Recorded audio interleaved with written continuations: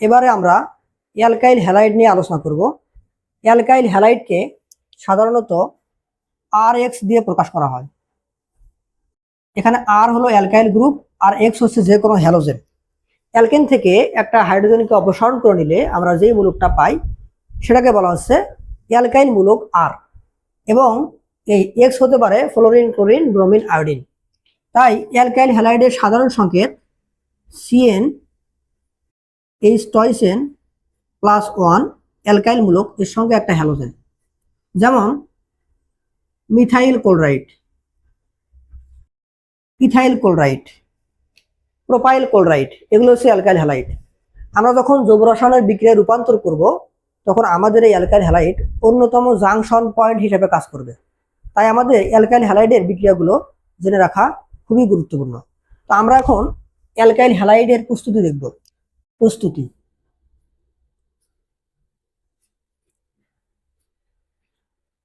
Alcohol থেকে খুব সহজেই অ্যালকাইল হ্যালাইড তৈরি করা যায়।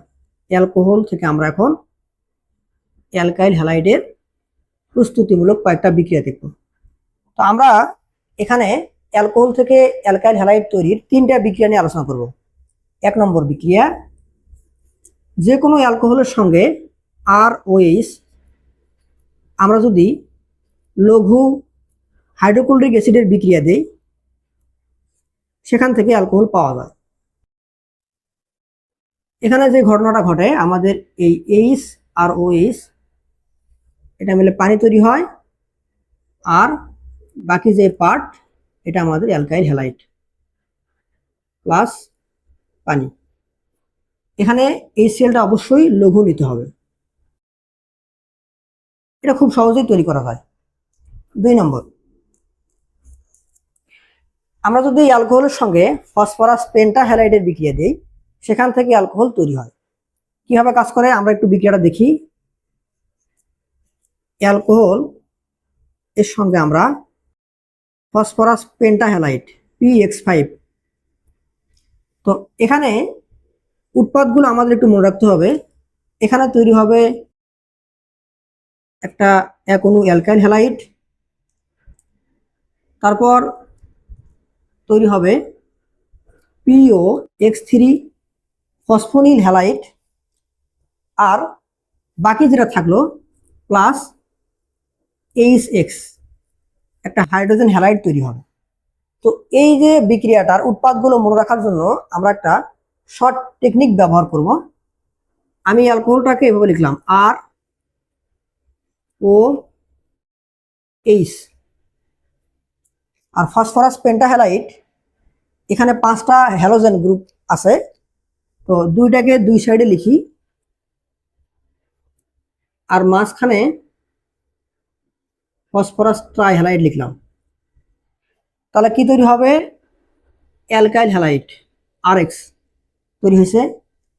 মাঝখানে এই 2টা মিলে যুক্ত হয়ে তৈরি হবে ফসফোনিল হ্যালাইড POX3, আর বাকি যে অংশটুকু এটা তৈরি হবে হাইড্রোজেন হ্যালাইড। আমি যদি এখন একটা অ্যালকোহল নিয়ে বিক্রিয়াটা করি, ধরলাম একটা অ্যালকোহল CH3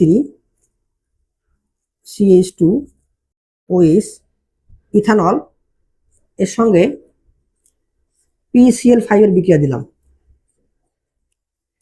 তাহলে প্রথমে আমাদের অ্যালকাইল গ্রুপ আর এখান থেকে একটা হ্যালোজেন যুক্ত হয়ে অ্যালকাইল হ্যালাইড তৈরি হবে। তাহলে অ্যালকাইল হ্যালাইড CH3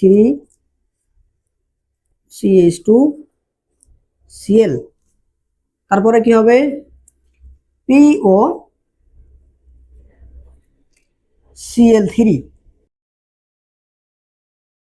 আর তৈরি হবে প্লাস HCl।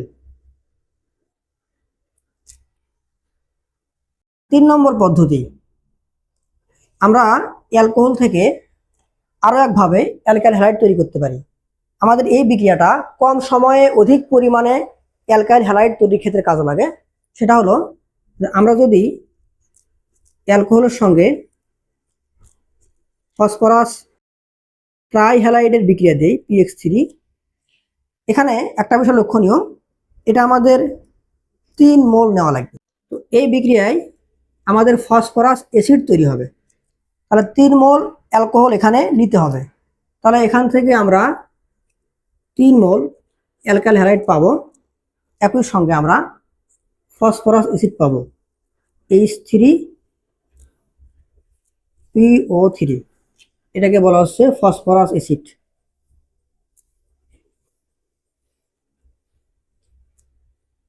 কম সময়ে যদি কখনো অধিক পরিমাণে অ্যালকাইল হ্যালাইড লাগে তখন আমরা এই 3 নম্বর বিক্রিয়া দিয়ে খুব দ্রুত তৈরি করতে পারবো।